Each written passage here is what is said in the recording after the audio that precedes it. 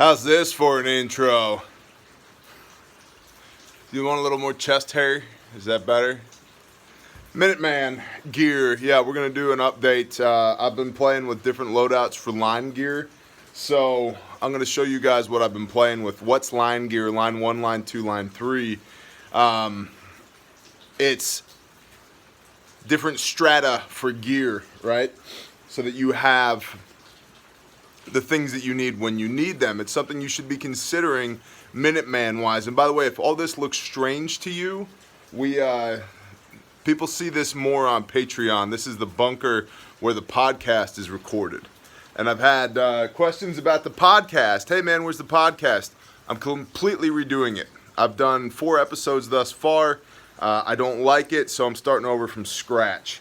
So I'll keep you guys informed when that happens. My goal is to get 6 episodes up, then I'll release 3, and then I'll release 1 each week after that. So anyway, it's pouring rain today, thunderstorm. We have so far this morning, we've done 60 push-ups, 75 crunches, 60 leg lifts, and 3 miles and 55 pounds of kit in 33 minutes in the rain. Woo! All right. So, Minuteman line gear, let's talk. What is line 1? Line 1 is what's in your pockets and on your belt. Now, I don't have a ton of light in here. I am going to come over this way, though, where there's a light. Don't have a ton of light in here, but let's talk. I'll tell you what's in my pockets. Let's see. First and foremost, Glock Model 21, Spyderco, Cara 2, AdventureFrontier.com, a lighter wrapped in Bic tape, or not Bic tape, duct tape. It's a Bic lighter wrapped in duct tape. Longtime viewers of the show will remember that I don't go anywhere without chapstick. Some earplugs. Yeah, they're dirty. They've been in my pocket. And an unexpanded 230 grain 45 auto jacketed hollow point, Federal Blue Box. This is why I don't carry Federal Blue Box anymore. Not that you care, that's another story for another time. But I keep this in my pocket as a reminder. Sometimes things don't go the way you expect them to. So, alright. Let's see, what else is on this side? My wallet, a tin of Altoids, because, you know, people are like, oh my gosh, you know, they watch the older videos, and they're like, you chew so much tobacco, you just spit everywhere, it's disgusting. Well, I don't do that anymore. I dip Altoids now, so there you go. This is an emergency ration. It's in my cargo pocket on my right-hand side, and it's basically a field-stripped MRE that's in a 1-gallon Ziploc bag and then duct taped. And that's if you ever have to squirt out the side door real quick, or things happen and you have to E&E, escape and evade. You got some calories on you. The best calories? No. Tremendous? No. Better than nothing? Yep. Alright. Then I got my suspenders and my APN shirt, and then my Condor tactical hat. I was wearing my boonie hat earlier because it's raining. I'm sorry, my sun hat. What do we have on the left-hand side? We have a cat tourniquet that is strung up for one-hand use. There is a difference. If you don't know the difference, look it up and train it. Single-hand use versus two-hand use. A handkerchief, which is for, this could be lots of things. Dress wounds with it. Filter water with it. Make char cloth with it. Wipe your brow with it. Dry your hands. Let's see. And then further on the belt line, a reload, 185 grain Barnes X-Tac Plus P 45 auto, a LED flashlight. It's just a cheap Puida something, and then what do we got here? 62 grain LAP 5.56 by 45 NATO out of a GI mag, and then a second mag, same thing with the upgraded Magpul followers in them, and yeah, there's 2 of them. Look, see? So that's what's on my belt. I don't have my tripod or selfie stick out here, so just believe me on the belt line. So if you're taking notes, take notes. Let's go over it again. Pistol and a reload, tourniquet, lighter, chapstick, folding knife, flashlight, handkerchief, and 2 AR mags. That's what's on. Oh, and an emergency ration in my side pocket. That's what's on my person. Like, on my person, that if I had nothing else on me, that's my line 1. I can feed my rifle, I can feed my sidearm. I have some calories. I have the ability to capture water in that gallon Ziploc if I had to. I have a handkerchief. I could use that as a pre-filter for water. I have a way to make fire. I have a way to keep my lips luscious. I have a cutting tool, and I have light, and I have a little bit of first aid in between this and this. So that's just line 1. That's what's on my belt, on my person. Not staged. That's just the way it is, because we have a training event coming up with the brethren, and so I've been working different line gear setups, and that's what I like. So that's what's on my line gear, line 1, belt and pockets. So I'll spin this around. We'll go to line 2 in a minute. So it doesn't count because they're not on me, and I'll have to fix this, but inside in my Cabela's tactical fleece is a fire steel and striker, you know, a ferrocerium rod and striker, and a map compass as well, and a pair of cheap gloves. They're not on me, so they don't count. They should be, but typically I'm wearing that when I'm outside, and right now I'm not, so I lose. But in addition to my line 1 gear that I just showed you, I would typically have a map compass and a ferro rod as well. So let me spin this around. There you go. Boom, this lighting is tremendous. Condor, what is this thing called? Modular chest set. A pair of multicam mechanics, because, you know, multicam is like Gucci. You got to look good while you operate. So, and I like these. Is the dexterity great? No, but the cool factor is like a 9.5 out of 10. I keep them on a little tiny beaner right here. This is a blowout kit, a pause, and you keep your toggles intertwined, okay, so they don't come apart. What's in here? All your tactical blowouty stuff. Another Israeli dressing and tourniquet, gauze, tape, gloves, combat gauze back here, chest seals back there. Just your standard, like, hey bro, put me back together again kit. Okay. Set of shears in a holder, dedicated holder, and then Gerber strong arm, which is actually a very good knife for the money. For $50-ish, it is $50 well spent. I like it a lot. Over here, oh, and then we've got 1, 2, 3, 4, 5, 6 mags. Yeah, they're all loaded. We don't stage this stuff. 62 grain LAP green tips, okay? So, and then, let's see. We'll get to this in a minute. Up here, I have in here a lensatic, or lensatic compass, tied so that it can't run away. A Gerber multi-tool. A face shield for being super ultra tactical, or, you know, keeping dust out of your mouth or whatever, and some maps in a Ziploc, and y'all are not privy to my maps. And I like to keep this little tab sticking out so that I can grab a hold of that if I need to. So I do like this little admin panel on the chest rig for holding stuff like that. Back when I used to chew snuff, I'd keep a couple cans of snuff in there as well. Got a 3-liter hydration bladder up in here in the back. I also like this chest rig because the hydration bladder carrier is built in, so you're getting a lot of bang for your buck. And then another emergency ration is tucked in here. This is my line 2, right? Fighting load. So I've got my pistol and a reload and 2 rifle reloads on my belt. Then I've got 6 more rifle reloads here, plus 1 in the gun. Gives me a total of 9 mags. Hold on, we'll get to it. Okay, 9 mags. And then this is my sustainment pouch. This has a little bit of everything in it, and it's on my left hand side, so as we're moving about and doing things, we can do the things while we're doing the things. So a whole bunch of peanuts. This is sodium, fat, and protein. Great fuel to keep you on your feet, and you can just reach into the pouch, undo this zipper, reach in and get you a handful at a time, and feed the machine. I have a couple of civilian chem lights in here. I have a sharpening stone for sharpening this knife. Let's see, granola bar,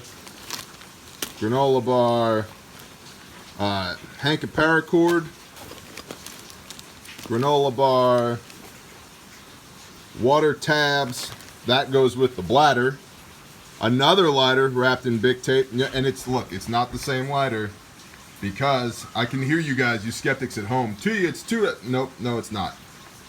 Okay, why do I wrap them in duct tape? Well, number one, you can never have enough duct tape, and number two, it's convenient. If I need a small piece of duct tape, I know if I can find my lighter, I've got duct tape. And no, I don't smoke, but it's good to have a lighter around. More paracord tied in a monkey knot, or a monkey's fist rather. Another granola bar, a ferro rod, a little bit of wire, some no-hurt tape. This is just random stuff. It's like going in the junk drawer. Duct tape, Advil, water tabs. That's it. So that's what's in the sustainment pouch. Okay, so this is line 2. We've got water purification, fire, paracord, knife, and a way to sharpen it, multi-tool, cordage, calories, duct tape, signaling, first aid, and like this doesn't weigh that much. You know, it's probably in the range of 20-ish pounds ish, with a full 3-liter bladder in it, and that emergency ration that's in the back. So this is my line 2. And since we're doing this, here's the weapon. A2, PMag. What are we running? 62 grain soft points. These are good. I like those. Vortex 2-7, BCM gunfighter 2, Magpul M-Bus, forward mounted weapons light that got wet. Okay, that's why we check our stuff. Gangster grip, M-Lock, or I'm sorry, Key Mod, Runner Guns, McKinney, Texas. And this is a Spec Ops manufacturing Vortex 2-7x32 with the ballistic compensation reticle inside of it. Good weapon, and a Midway USA M16 bolt, mag pullback sling, the whole 9. This is like, I call it my recce rifle, but it's the gun that I carry most of the time when I'm doing this stuff. And as you can see, it's wet. I was just outside doing this stuff legit. I mean, I still have my pack cover on my pack, and my poncho's laid up over here. So this is not staged. And this gun, here's a target right here. This is standing at 75 yards.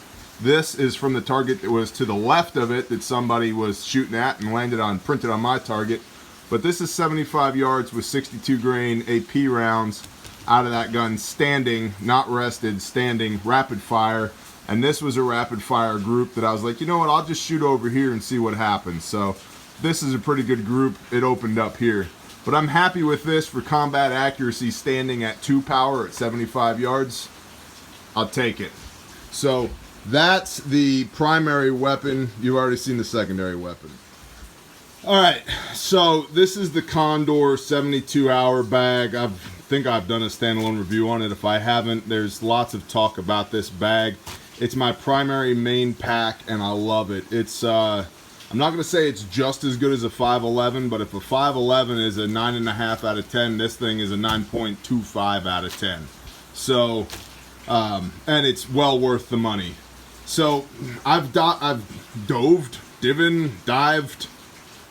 I've jumped into what's in this bag several times on camera, so we're not going to go that deep into what's in the bag, but I am going to show you a couple of things and why it matters. Today it's raining, so I've got my pack cover on. It's inside out, so it's this brownish color on one side, and it's woodland on the other side. Okay, in here, this pocket, this usually lives in this pocket. And the other pocket on the side is my poncho, which right now, what's in T&E, testing and evaluation, is that $10 Frog Togs right there that actually does really well. I've been playing with that thing for half a year, and I like it. And it's cheap. So when you buy something cheap, you want to make sure that it's cheap and good, not just cheap. And so far, I've been impressed by it. But what's on the waist belt of this pack is there because when you have your poncho on over your line 1 and 2, you might still need to get to some stuff in a hurry. So I have a canteen here on the outside, on the waist belt of this this pack. And then I've got, you know, the usual canteen things in here. I've got there's a canteen cup in the bottom. This is full. There's some instant coffee there. And then some tinder cubes here for building a quick fire if I need it. This is a 40mm grenade pouch, which is perfect for sticking your iPhone in so you can listen to Jordan Peterson and Jocko talk about all the big things when you're rucking. Episode 155, highly recommended. And then so, you know, I've got my wool blankets on top up here. I carry this piece of rope here for hanging my pack if I need to hang it on a tree or a stake or whatever. Moving around this way, it's going to get darker. And this is the pocket that usually has that poncho in it, which, like I said, I've been very pleased by. My tarp is down here, which is my shelter. And this is what I wanted to get to. On this side, I have 2 more reloads for my pistol. And can he do it? One-handed? Left-handed? No. Yes? Doesn't matter. Probably not. Okay. 2 more for my pistol and 2 more for my rifle. Again, that's 55 grain. Yep. So I should probably go through and unload all these magazines and reload them standardized load. So that would be good. You know, things. These pack straps are a little wet, but it's because I was just out rucking in the rain. And my sun hat / boonie, ever fashionable multicam.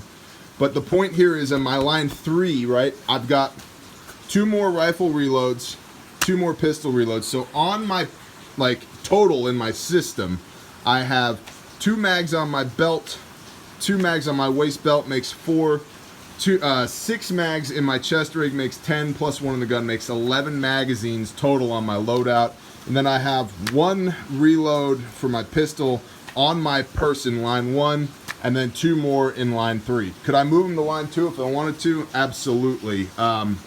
Truthfully, I don't want my pistol that much. If I'm in a situation where I need my pistol that much, things have gone really bad. And so I like these here. I can move these from line 3 to line 1 if I need to replenish line 1 if needed. And then inside this bag are all the normal things that one would have. I have water in here. I have more rations in here. I have socks in here. I have maps in here. Comms. Comms is a whole nother story. But yeah, comms. Like, we can go over here. Look at this pack. This is the 511 Rush 12. And this has a radio just stuck on the outside of it right here in this Black Hawk carrier. And then, you know, giant knife.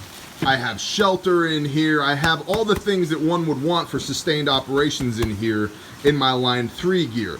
And again, we're not going to dive too deeply into what's on the inside, but what I wanted you to see was what's on the outside of this pack.